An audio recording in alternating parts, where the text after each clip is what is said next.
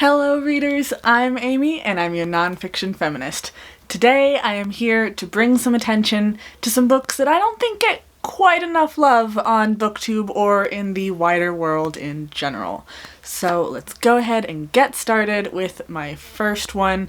Also, these are like a little bit from Goodreads as far as ratings, but mostly it's just their appearance on YouTube or again in the wider public. So, first book I have, Geralds Game. Yes, I brought out handcuffs for this just because I could. So, this book is, I think, like, kind of an underrated Stephen King book. I've heard so many things about, like, The Shining and Pet Sematary, and Pet Sematary's great! I didn't get through The Shining, but Pet Sematary's great. He has a lot of books that are great, but I think Gerald's Game needs a little more love. I think it's very underappreciated. This entire book is written about one character. Like, there's kind of some side characters, but it's really just one character in this whole thick little book. Yes, this is mass market paperback, but it's still a fairly long story considering the fact that it only has one character. You have, I don't remember her name, Jessie? Maybe it's Jessie. And she is going away with her husband Gerald for the weekend. And he decides that he wants to do a kinky game that apparently is fairly regular for them, even though she's not super into it. And in getting handcuffed to the bed in their bedroom, in their vacation home, which is out in the middle of nowhere, where no one can hear them because, of course, she has a flashback, got some PTSD going on there, and this is not really a spoiler because it's the whole point of the book. Gerald dies. Her husband who handcuffed her to the bed dies. These are not just these handcuffs where I can like press this little notch down and it opens right up. It came with keys, but you don't need keys. You can get out of these really easy. Now, he actually found police handcuffs. For the record, please don't use police handcuffs in your kinky play. Use handcuffs like these where you don't even need a key to open this thing. Whenever being kinky or really doing anything with your partner should always have an out. It's a safety thing. Safe word, have an out. I don't remember if they were male or female specific cuffs. They were one or the other because the sizing is a little bit different. Example, I have very tiny wrists. But this whole book is her trying to get out of the handcuffs on this bed. And to be able to write an entire story where there's only one character, I think that is genius. This book is super underrated. It should have gotten so much more love than it did. Next up, we have a set of books that you have seen on here before, the Road to Nowhere trilogy. It is by far my favorite trilogy. Possibly my favorite series ever in the world. I just recently learned how to do the link in the cards thing with the little eye dot thing in the corner. So I'll put the review there because I figured it out, I think. Kind of doubting myself now that I'm saying it. Anyways, Road to Nowhere series. It is the queerest set of books that I have ever read in my life, and I love it. You've got the bisexual character, you've got a trans character, you've got like a trans/questioning character, depending on your perspective of that character. Got different races going on here, but really these books, which are the Book of the Unnamed Midwife, the Book of Edda, and the Book of Flora, what I find the main purpose of them is that this is a dystopia.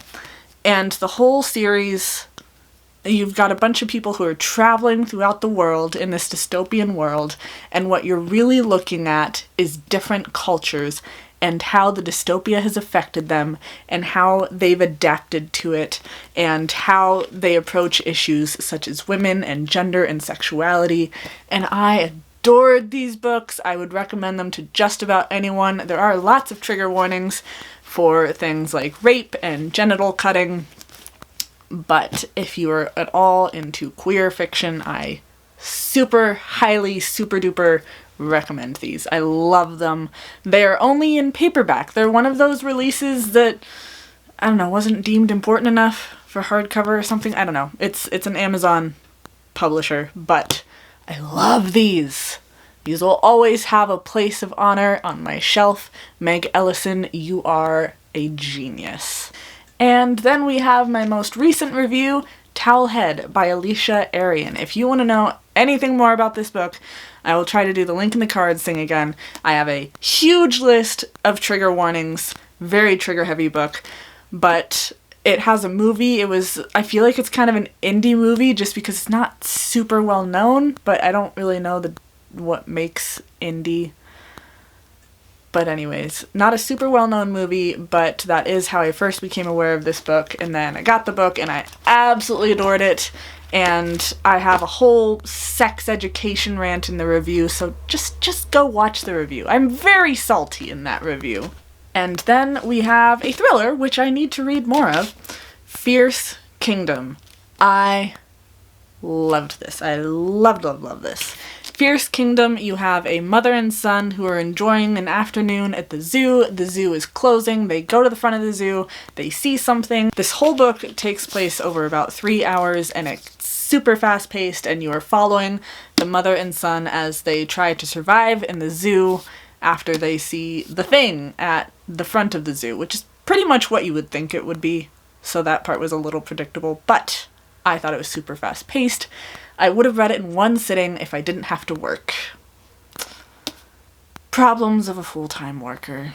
I found the first half of the book a little too slow for my liking, although it did pick up in the second half, and by the end I had enjoyed reading it. The slow beginning only lasts like 10 pages. The whole rest of the book, you speed right through it. I don't know what you're talking about. It's definitely a book, in my opinion, more about the protective bond between a mother and a son rather than a fast-paced thriller. So I imagine, unless you actually have a child, I'm not sure you'd be drawn to this book as much. I don't have a kid. I'm not looking at ever having a kid. I thought this book was amazing. I'm not gonna have kids, but wow. This whole book takes place in like 3 hours. It's not slow-paced. And seriously? She rambles, and maybe if I had experienced the mother-child bond, then I would have liked this more. What are you talking about? You don't have to have had a mother-child bond to truly enjoy a thriller. I thought this was great. The reviews just whatever. I love this. This needs way more love. Especially those of you who don't have kids, give this book some love. Prove those reviews wrong, please. Please prove them wrong, please. Next up, we have my beautiful leather-bound edition of Dracula, one of my many, many editions of Dracula. This is a classic that does not get enough love. A lot of the criticisms say that Dracula is not in this book all that much, considering that the book is named after him. And maybe it's a slow plot for them, I don't know, but I think it's great. I like that Dracula isn't in this a ton. He's more a figure that you don't meet a lot, so you haven't really gotten to know him, so what your knowledge is based off of legends and rumors, and that in itself is scary. Like, you're not getting to face your fear a lot, you're just, like, learning about the fear, but if you don't face it, then it can be pretty scary, and I think that's kind of one of the big points of this book. This is a gothic thriller, or gothic horror. Gothic horror? I like gothic stories. That's the point that I'm trying to make. Dracula is trying to move from Transylvania to London, I think it is. And so the guy who comes to visit him and kind of gets this whole thing started is working in realty, and it's his job to help Dracula get set up with his new home. He has no idea that the guy's a vampire. Also, I just love that this is like not the original vampire, but he just kind of set the stage for vampires, and I don't think that vampire literature in general follows the rules as much as they should. Like, the whole idea of whenever he sucks blood, he looks younger and more healthy, and if he doesn't suck blood for a while, then he gets, like, older, and then he's got kind of the shape-shifting thing. I don't think enough authors use that when they make their vampires. And now we have one that really gets a lot of hate, and that's The Marriage Plot by Jeffrey Eugenides. I feel like Eugenides is a really hit-and-miss author for a lot of people. This book got me through college, especially the end of college, when I'm like, what am I doing with my life? Where does it go from here? And this follows the story of 3 people who are graduating from college at the beginning of this, and it follows through their first couple of years out of college. You have the one who wants to be the writer, you have one that's like traveling and finding himself, you've got one that's really, really depressed. And I loved it. I don't know why people generally don't like it. I think it deserves a lot more love.